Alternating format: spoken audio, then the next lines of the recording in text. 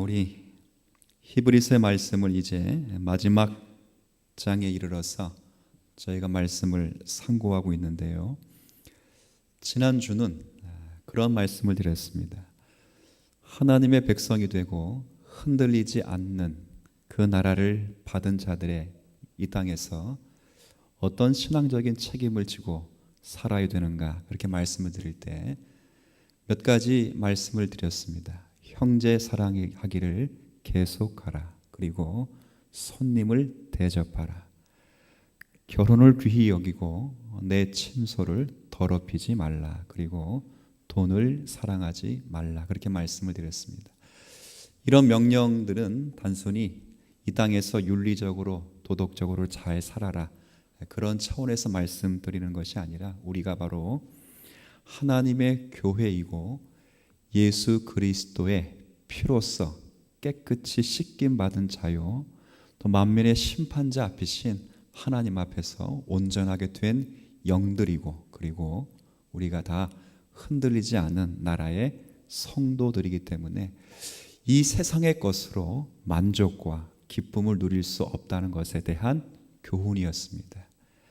여기서 형제를 사랑하라 할 때 그 형제는요, 예수를 믿는, 그래서 우리와 같이 그 당시 편지를 받고 있는 고난당하는 성도를 말하는 것도 있지만 전혀 다르게 자신을 핍박하고 있는 유대인 동족들을 말하는 것이고, 그리고 여기서 손님이라고 하는 것은 단순히 자기에게 찾아온, 시간을 정하고 날짜를 정한 그런 손님이 아니라 이 땅에서 갈 길을 알지 못하여 영원한 하늘의 안식을 누리지 못한 모든 자들에게 하늘의 답을 알고 있고 그리스도를 아는 자들로서 우리가 무엇 때문에 사는지, 왜 사는지, 우리가 어디서 나서 어디로 가는지에 대한 분명한 이유를 형제 사랑과 손님 대접, 그리고 성욕과 물질 욕을 거부하면서 이 세상에서 어떻게 살아가야 되는지에 대한 이해를 돕고 있습니다.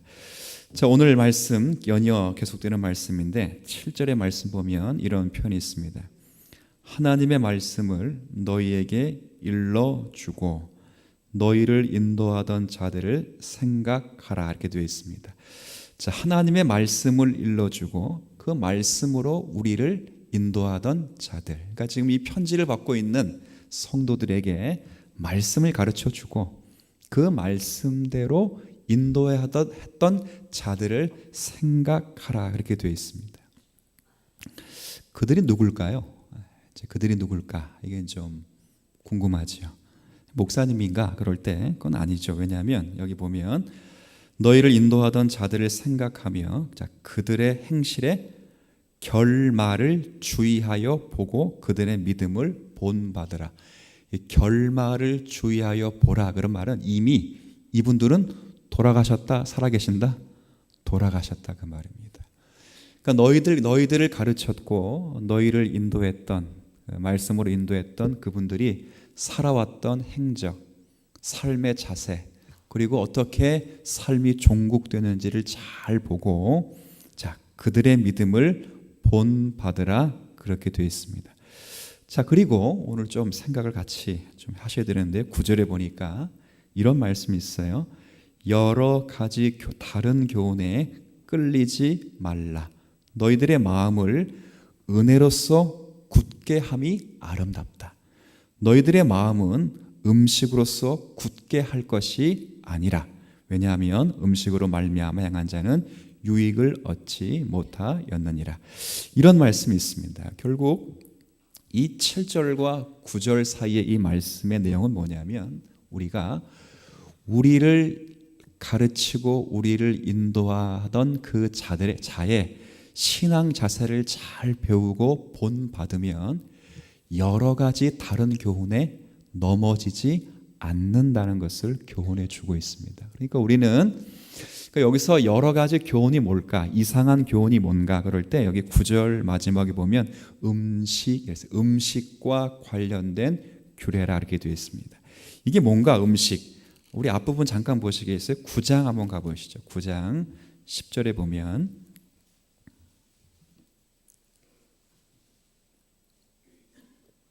자, 9장 10절입니다. 이미 히브리서 9장 10절에 언급된 내용인데요.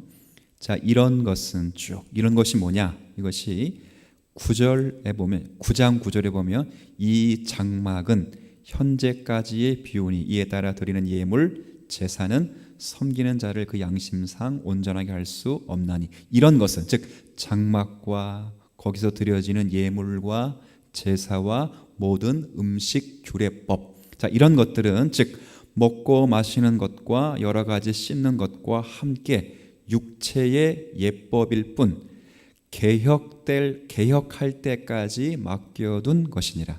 자, 개혁할 때까지 맡겨둔 것이라 할 때 개혁할 때 이때가 언젠가 11절 보세요.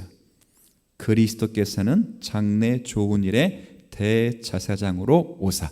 자, 누구 때까지를 말하고 있는 거죠? 그러면 그리스도 예수 그리스도가 이 땅에 오실 때까지 비유로서 장막과 예법과 예물과 제사의 법이 있었다 그렇게 말하죠.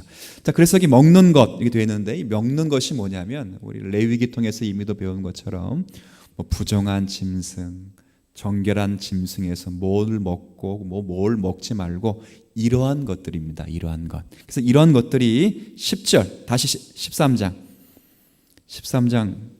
9절에 보면 자 이러한 것이 자 보세요. 9절 여러 가지 다른 교훈에 끌리지 말라. 마음은 은혜로서 굳게 함이 아름답고 자 마음은 음식으로서 의식과 예식 제사 규례 먹는 그 규례로서 마음이 굳게 되는 것이 아니라 마음은 뭐로서 굳게 되는 거라고요? 은혜로서 하나님의 은혜와 예수 그리스도의 사랑으로 굳게 되는 것이고 성장하는 것이며 예수 그리스도의 은혜로 온전해지는 것이지 예수 그리스도의 은혜 그분의 복음을 제외하고 아직까지 예식과 예법과 예전을 붙잡는다고 해서 우리의 마음이 온전해지는 법은 없다 그렇게 말씀을 합니다. 자, 그래서 이거 지금까지 한 내용은 이제 내용 설명이었고요. 중요한 것은 이 7절의 말씀 결국 하나님의 말씀을 너희에게 일러주고 너희를 인도하던 그 자 바로 이분들이 누구냐면 은혜로 마음을 굳게 하도록 하기 위하여 모델로 제시된 사람이라 그런 뜻입니다. 자, 지금 히브리 성도들에게 7절에 이런 말씀을 주고 있습니다. 너희들을 말씀으로 가르치고 말씀으로 인도하던 자들을 잘 생각하라. 그분들을 묵상하고 그분들이 어떤 자세를 가지고 하나님을 섬겼고 무엇을 추구했고 어떤 신앙의 자세, 뭘 감수하며 살았는지를 잘 보고 배워서 그들의 믿음을 본받으라. 그들의 믿음을 잘 본받고 그들이 은혜 가운데 섰으며 은혜 가운데 살고 은혜 가운데 죽었다는 것을 확인받아야 그리고 그것을 따라가야 너희들이 다시 예법으로 돌아가지 않고 예수 그리스도의 은혜로 항상 승리할 수 있다 이 말을 하는 거죠.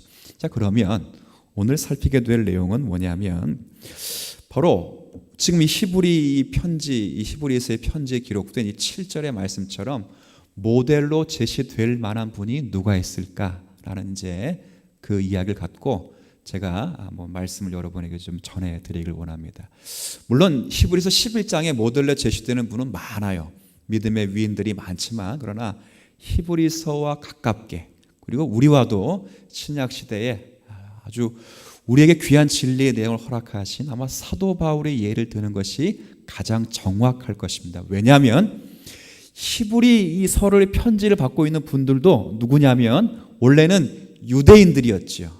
여호와 하나님을 구약의 하나님을 잘 믿다가 자신들이 죽인 예수가 메시아라는 사실을 사도 바울로부터 소개받고 예수를 메시아로 믿어 이제 성도가 된 사람이고 사도 바울도 원래는 뭐였던 사람이에요? 유대인으로서 구약의 하나님을 열심히 믿다가 다메섹 도상에서 메시아를 만나 예수 그리스도를 믿은 사람이 되었죠. 같은 형편에 있는 사람입니다. 자, 그래서 어떻게 이 사도 바울이 이런 모델로 제시될 만한 사람이 되는가? 은혜를 가지고 살았고 은혜를 따라 종국을 맞이한 사람으로 서 있는가, 이 말씀을 이제 조금 살펴보도록 하겠습니다.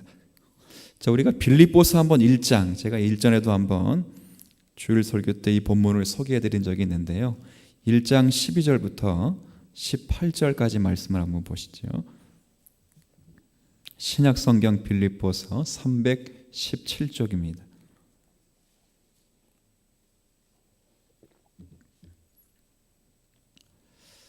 자, 317쪽 빌립보서 1장 12절, 제가 그냥 읽어드릴 테니까 여러분들이 말씀을 한번 잘 따라와 보십시오. 12절, 형제들아, 지금 사도 바울이 로마 감옥에서 빌립보 교회에게 쓴 편지입니다.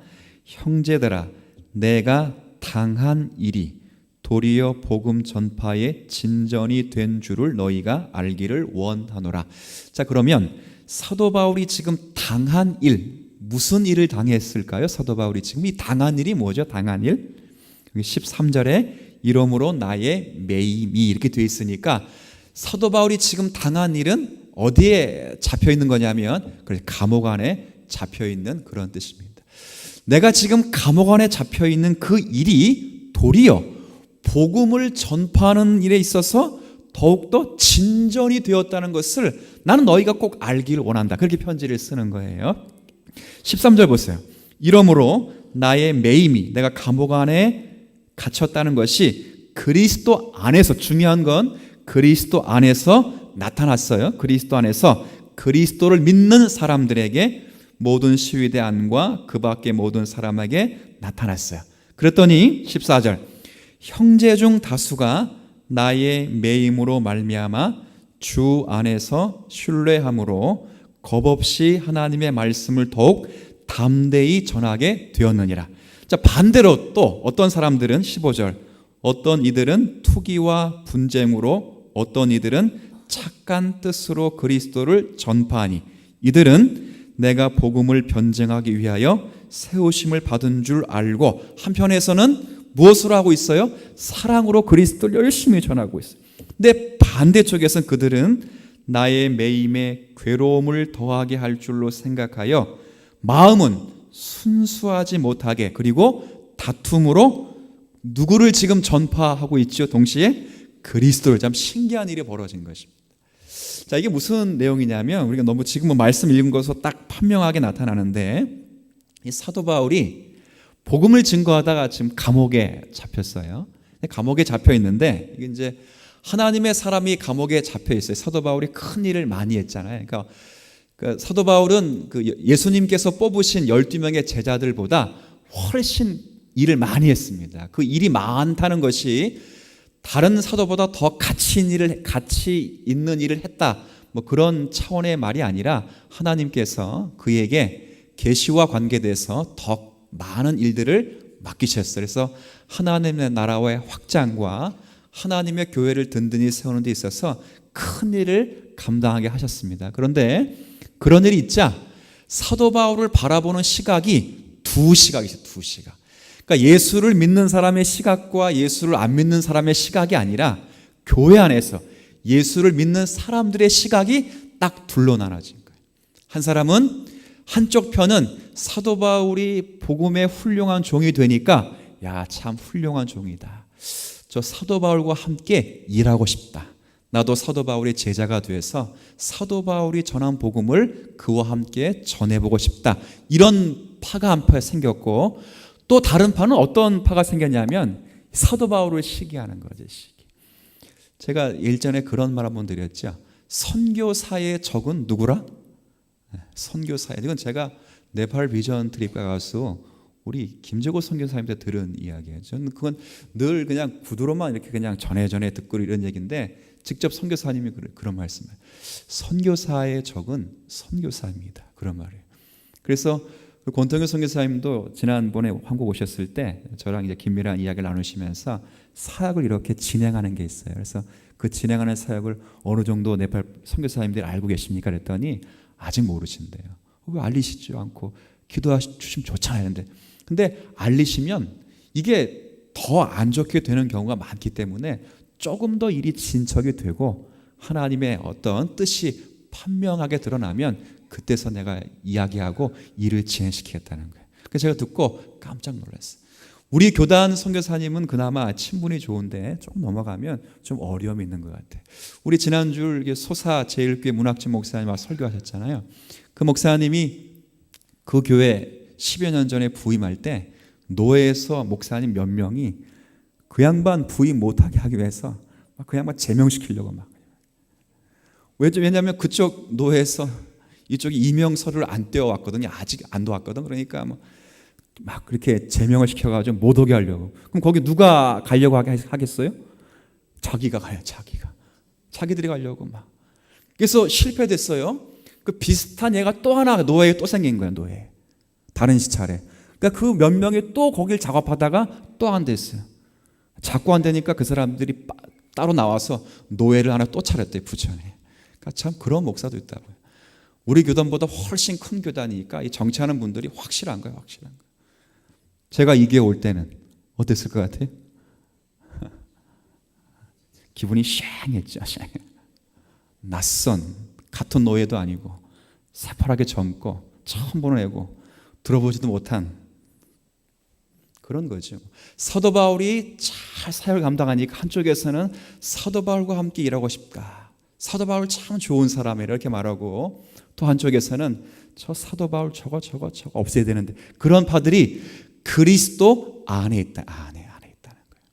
자, 사도 바울이 이제 감옥에 갇혔습니다. 그랬더니 사도 바울을 추정하고 따르는 자들은 이런 생각하는 거예요. 야, 어떻게 우리의 스승 되시고 우리의 또 사도 되신 바울께서 감옥에 갇혔는가? 너무 마음이 안타까워요. 그래서 사도 바울이 한 일을 부족하지만 우리가 감당해서 죽도록 한번 충성해 보자. 그래서 사도 바울에게 스승님께 한번 위로가 되어 드리자. 그런 마음을 가지고 그 전에 갖지 못했던 신앙의 크기와 담력보다 훨씬 큰 크기와 담력을 갖고 열심히 복음을 전했어요. 근데 사도 바울을 대적하는 사람들은 어떤 오늘 반응을 읽어보니까 그들도 복음을 전했어요. 참 신기하죠? 근데 왜 전했을까요? 뭐라고 전했냐? 어떤 생각을 가졌냐면 봐라. 이 바울이 진짜 사도가 아닌 것이 분명하다. 사도였으면 하나님이 저 바울을 감옥에 갇히게 하실 이유가 있다 없다? 없다는 거예요. 그러니까 이제 사도가 아니기 때문에 하나님이 감옥에 가둔 것이니까 이제 사도는 제가 아니고 우리다 우리. 그러니까 열심히 복음을 증거하게 되었어요. 자, 근데 놀라운 일이 발견됐어요. 어떤 일이 있게 되냐면 18절 한번 보십시오. 18절에 보면 우리 한번 같이 읽어볼까요? 시작. 그러면 무엇이냐?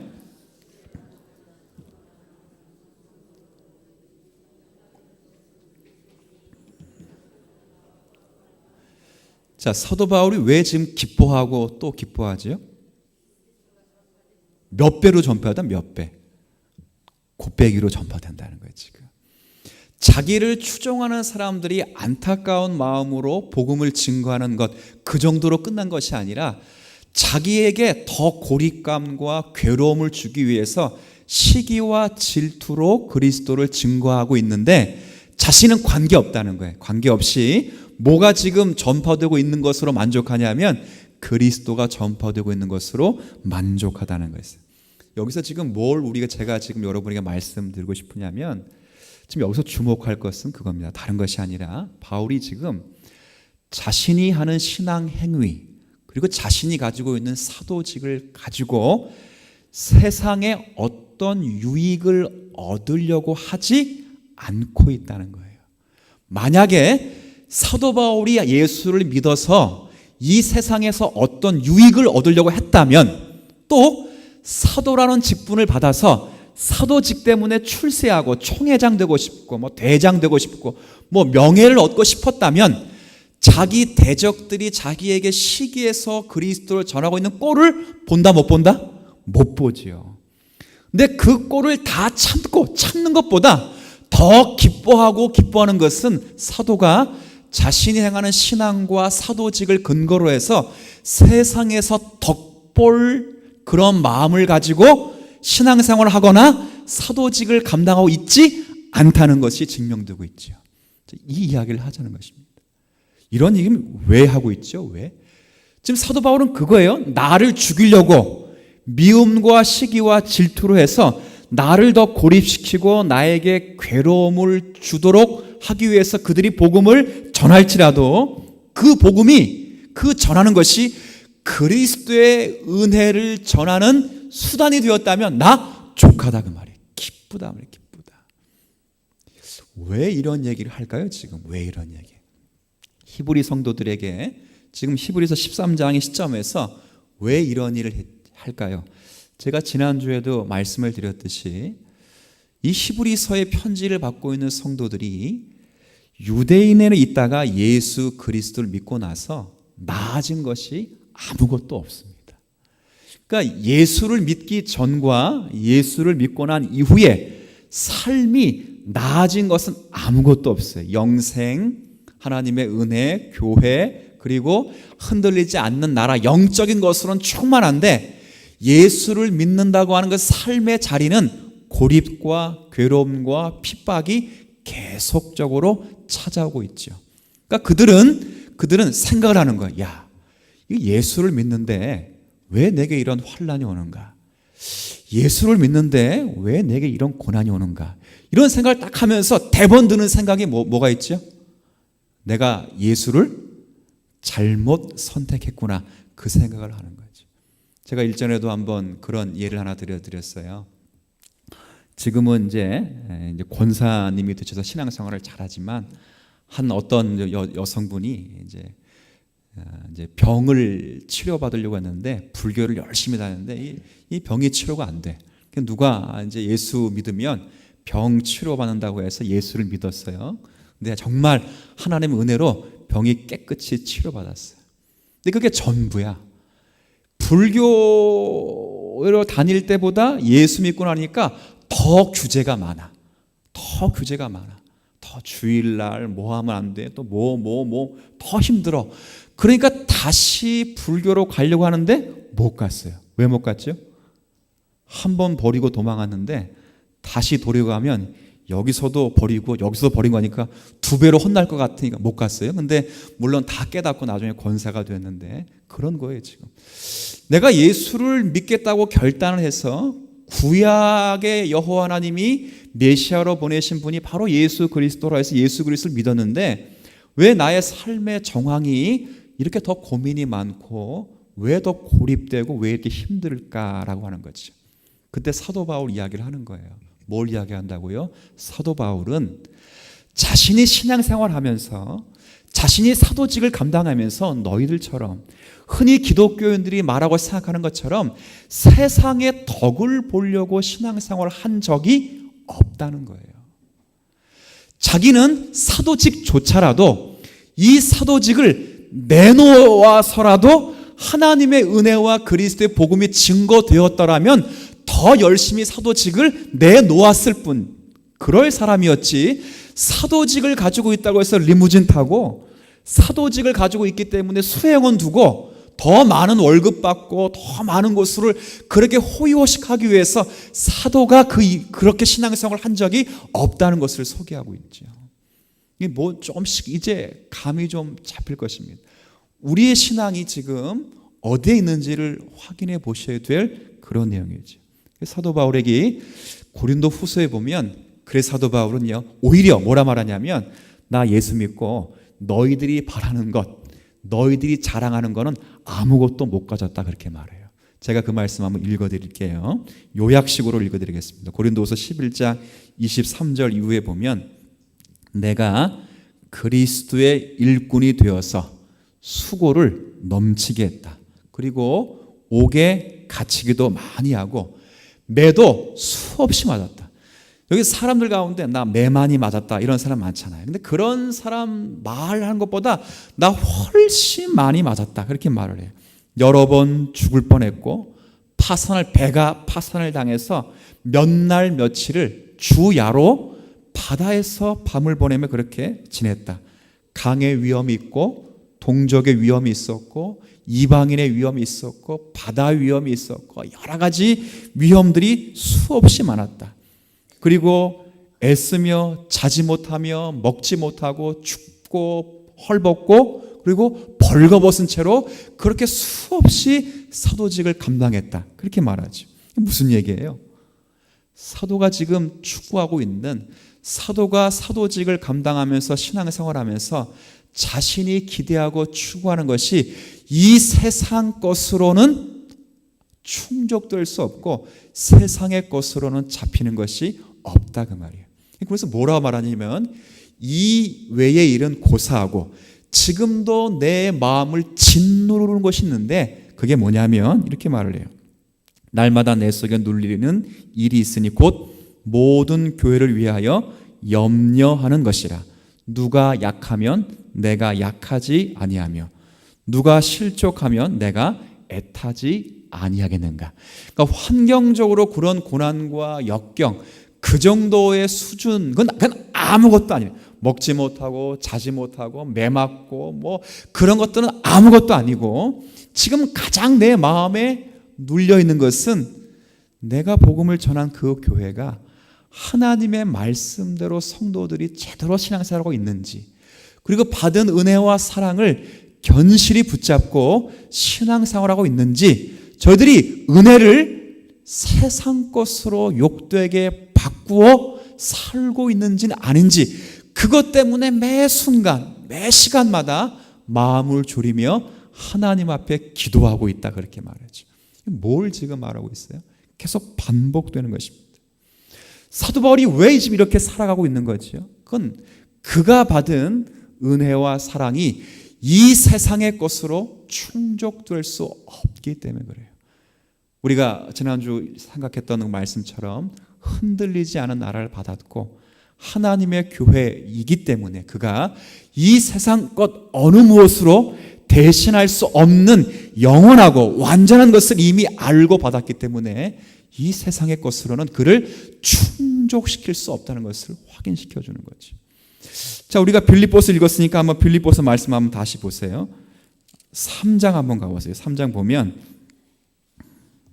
자, 그가 이런 말을 하고 있습니다. 3장에 보면 빌립보서 3장 4절부터 한번 제가 읽어볼게요. 그러나 나도 육체를 신뢰할 만하며 만일 누구든지 다른 이가 육체를 신뢰할 것이 있는 줄로 생각하면 나는 더욱 그러하리니 나는 8일 만에 할례를 받고 이스라엘 족속 베냐민 지파요 히브리인 중에 히브리인이요 율법으로는 바리새인 언약 백성이요 바리새인이요 그 다음 열시분으로는 교회를 박해하고 율법의 의로는 흠이 있어요 없어요? 이렇게 말하는 거 어렵습니다. 율법으로 나 흠 없다 이렇게 말할 수 있는 인생이 거의 없는데 본인은 그렇게 말하는 거예요. 자, 그런데 7절 8절 잘 보세요. 그러나 무엇이든지 내게 유익하던 것을 내가 그리스도를 위하여 다 해로 여길 뿐더러 또한 모든 것을 해로 여김은 내 주 그리스도 예수를 아는 지식이 가장 고상하기 때문이다. 내가 그를 위하여 모든 것을 잃어버리고 배설물로 여김은 그리스도를 얻고 그 안에서 발견되려 함이라. 이렇게 되어 있죠. 결국 그가 자랑했던 모든 것을 다 버리고 그가 왜 이런 고난과 이런 어려움의 길을 자초해서 걷고 있는가? 그것은 영원한 생명과 영원한 나라를 받았기 때문이다. 그것을 알고 있기 때문에 그렇게 말을 하고 있는 그런 내용입니다. 실제로요, 예수 그리스도 안에는 모든 복들이 다 있습니다. 영생의 복이 있고 구원의 복이 있고, 여러분이 이 세상 가운데 추구하고 있는 그런 세상적인 복, 그런 거 말고 여러분이 인생 가운데 고민하는 모든 영적이고 그리고 영원한 복들이 그 안에 다 있죠. 그리고 그분은 갈림길이 되십니다. 그분을 믿는 자에게는 영생이 있고 그분을 믿지 않는 자에게는 심판이 찾아오는 그런 길이 있죠. 그래서 그분으로 인하여 답을 얻는 자가, 이 사도가 바로 그분 때문에 고난의 길을 담대히 걸어가고 있다. 그렇게 말을 하고 있는 거죠. 자, 다시 이제 제가 본론으로 돌아올 것입니다. 왜 이런 얘기를 어렵게 하고 있는가? 바로 그거죠. 거듭거듭 말씀드린 것은 그겁니다. 성도들이 이 땅에 살면서 당하는 어려움들이 있습니다. 여러분 다 마찬가지입니다. 이 세상에 살아가면서 우리가 알 수 없는 참 신비로운 방식 때문에 하나님 앞에서 참 많은 고민들을 해야 되고 많은 기도들을 해야 우리의 신앙생활이 지속적일 수밖에 없습니다. 그럴 때 우리는 이런 생각을 해서는 안 됩니다. 하나님이 능력이 없으신가? 그렇지 않다는 거죠. 하나님 항상 지혜롭고 능력이 있으셔서 우리에게 그 길들을 예비하여 준비시켜 주신 것입니다. 그냥 데려가지 않습니다. 우리를 딱 구원시켜 놓고 바로 하나님 모든 복들을 다 주시지 않습니다. 여러분 그런 말씀 있잖아요. 감당할 시험 밖에는 우리에게 허락된 것이 있어요, 없어요? 없지요. 그 감당할 것들만 허락하시고 그 감당할 고난들을 허락하신 후에 그 일들 안에서 연단을 받으면 그 다음 계획들이 또 있고 복들이 주어지는 거죠. 제가 일전에 우리 시찬이에게 이제 감당도 안 될 이 레고를 하나 사줬어요. 근데 레고를 맞추려면 나이가 몇 살 정도 돼야 될 것 같아요? 제가 볼 때는 초등학생 이상은 돼야 될 거예요. 근데 레고를 아기가 사줬어요. 신기하잖아요. 그럼 다 뭐가 됐죠? 다 쓰레기통에 들어가 있습니다. 부속품이 어디 갔는지도 모르고 그냥 낱개로만 가고 있어요. 그런 겁니다. 성도를 흔들리지 않는 나라에 세우기 위해서 하나님이 영광과 존귀와 칭찬을 받도록 하시기 위하여 누구도 저 안종성, 저 누구, 저 집사, 저 권사를 손가락질 하지 못하도록 하시기 위하여 우리를 한 단계 한 단계 전진하고 더 성숙시켜 나가는 그런 연단과 과정의 걸음이라는 것을 사도 바울을 통해서 확인시켜 주는 거예요.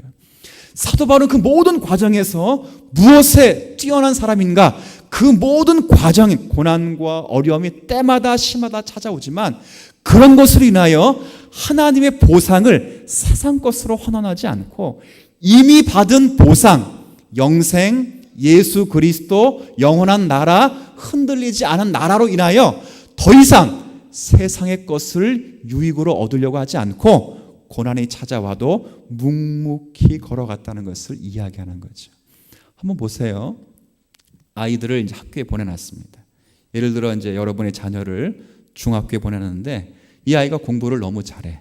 그래가지고 빨리 대학을 보내기 위해서 학교를 포기시키고 그런 부모가 있더라고요. 뭘 준비시키냐면 뭘 시험시키죠? 검정고시 집어가 대학 바로 보내잖아요.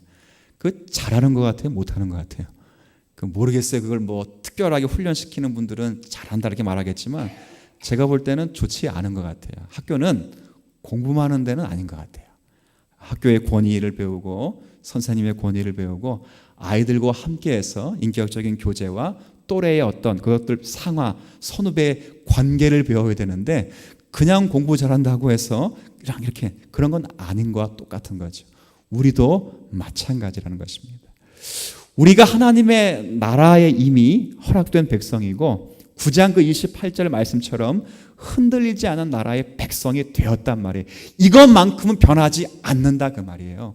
이것만큼은 지워지지 않고 취소되지 않아요. 뭐가 변하지 않는 것처럼 예수 그리스도는 어제나 오늘이나 어떻게 하신다고요?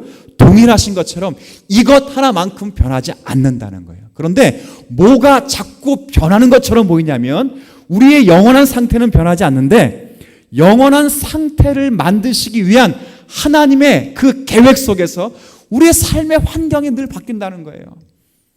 고난이 찾아와서 그 고난을 이길 만한 하면 또 다른 고난이 찾아와. 또 이길 만한 하면 또 다른 고난이 찾아와. 근데 재밌는 게 있어요. 점점점 높은 고난이 오면 이전의 고난은 그건 아무것도 아니죠. 제가 오늘 새벽에 그런 말씀 드렸어요. 비행기를 처음 탔는데 비행기가 이제 이륙을 하잖아요. 이륙을 하고 나서 그때도 이제 가슴이 철렁철렁 내려가는 것 같아요. 근데 이제 처음 탔을 때 그렇대요. 이제 그리고 이제 기류를 올라갔어요. 정상 기류에 오르면 비행기처럼 이렇게 안전한 것도 없어요. 쭉 간다고. 근데 이상 기류를 만나면 비행기가 흔들려. 그럼 비행기 처음 탄 사람은 다 뭐하고 앉아 있죠? 다 앞에 있는 손잡이도 없거든요. 사실 손잡이 꽉 붙잡고 막 이러고 살려달라고 막. 근데 그거 소용이 있어요, 없어요? 없어요. 비행기 떨어지면 잡고 있는 놈이나 서 있는 놈이나 다 똑같이 죽는 건 마찬가지. 근데 거기서 그걸 많이 겪어본 사람은 거기서 뭐하고 앉아있다고요? 커피 마시면서 잡지 보고 신문 보고 앉아있더라고요. 남은 죽겠다고 이러고 막 이렇게 살려달라고 그러고 있는데 그 사람은 커피 마시고 참 이렇게 하고 있어요. 누가 더 고급스러워 보입니까? 누가 더 많은 것을 봅니까 지금? 어? 고급스러워 보인다는 표현이 좀 그런데 남들은 나는 죽겠다고 막 이러고 있는데 그 사람은 착복을 하고 있다 그래요. 누가 더 많은 것을 생각할까요?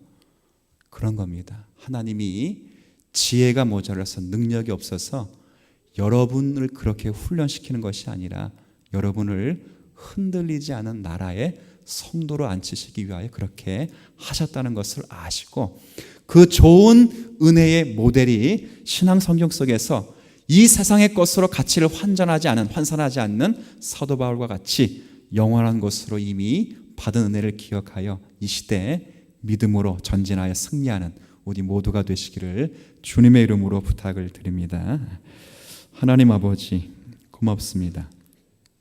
세상 모든 어려운 일에 봉착하게 되면 많은 신앙인들은 내가 믿고 있는 예수가 온전한 분인가 라는 생각을 하게 되곤 합니다. 혹 하나님이 지혜가 없진 않은가, 능력이 없진 않은가, 내가 예수를 잘 선택할 것인가, 그런 고민과 갈등을 겪게 됩니다. 그러나 하나님, 우리는 이미도 은혜를 받은 자고 이 은혜가 취소되지 않고 흔들리지 않은 나라의 상속자가 된 것을 성경은 지속적으로 말씀하는 가운데 있습니다. 그런 나라를 받은 자들이 이제는 사도 바울과 같이 이 땅을 살면서 우리가 받은 은혜 때문에 고난과 슬픔과 어려움과 눈물과 때론 낙심 같은 상황 속을 또 만나게 된다는 사실을 확인받게 됩니다. 자, 그런데 그것은 우리를 멸절시키거나 우리에게서 하나님의 사랑에서 끊어내려고 하는 것이 아니라 더욱더 하나님을 붙잡고 예수 그리스도의 은혜를 견고히 하도록 하시는 하나님의 지혜로운 방법인 줄 깨닫게 해주셔서 하나님 인내케 하시고 승리케 하셔서 우리로 하여금 주님의 자녀로 빚어지는 일 잘 감당하며 누리는 믿음의 성도들이 될 수 있도록 은혜를 더하여 주옵소서. 한 주간 동안 믿음으로 남은 3일을 보내게 될 것입니다. 이런저런 일 만나게 될 때 그 일의 주권자가 누구신가를 유심히 살펴보게 하여 주옵시고, 경솔하게 행동하지 않게 하여 주옵시고, 작은 일일지라도 만만한 일일지라도 반복되는 일일지라도 습관적인 일일지라도 이것을 통해서 나를 훈련시키시기를 원하시는 하나님의 계획이 있는 줄 알고 세상의 것으로 그 복을 환원시키지 말고 영원한 것으로 복을 환원한 자가 되어서 묵묵히 신앙 걸음 지켜나가는 믿음의 성도들 될 수 있도록 은혜 더하여 주옵소서. 근심과 걱정이 있는 분들 주께 맡기게 하여 주옵시고, 그로 인하여 평강과 기쁨을 얻게 하셔서 오직 예수 그리스도로 인하여 승리하기에 부족함이 없도록 은혜 더하여 주옵시고, 은혜로 우리의 마음을 강하고 굳건하게 하여 주옵소서. 예수님의 이름으로 기도 올리옵나이다. 아멘.